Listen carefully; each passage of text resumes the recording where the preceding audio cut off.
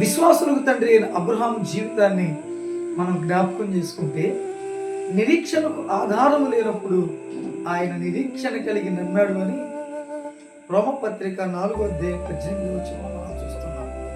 అప్పటికి ఆయన శరీరం మృతతుల్యమైంది, శారా గర్భం మృతతుల్యమైంది, పిల్లలు పుట్టడానికి ఏ మాత్రం కూడా అవకాశము ఆధారము లేదు.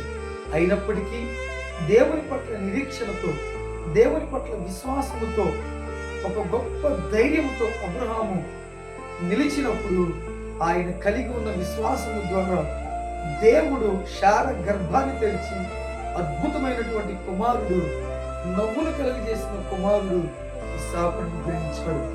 ఈరోజు నీ జీవితంలో కూడా నిరీక్షణకు ఆధారం లేదా? ఇక ఏ కార్యం జరగదు అని చింతిస్తున్నావా?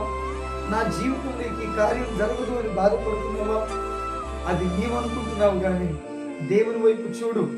నీ విశ్వాసంలో బలహీనుడు కావద్దు, విశ్వాసంలో బలముగా నిలబడు. దేవుని వైపు చూడు, నిరీక్షించు. నీవు నమ్మిన దేవుడు, మనము నమ్మిన దేవుడు, నమ్మదగిన దేవుడు, నిన్ను సిగ్గుపడలేవుడు. నీ జీవితంలో గొప్ప కార్యం చేస్తాడు, నిన్ను ఉన్నతమైన స్థితిలో నిలబెడతాడు, నిన్ను ఉన్నతముగా దీవిస్తాడు. దేవుడి పరిశుద్ధ వాక్యం దీవించుగాక.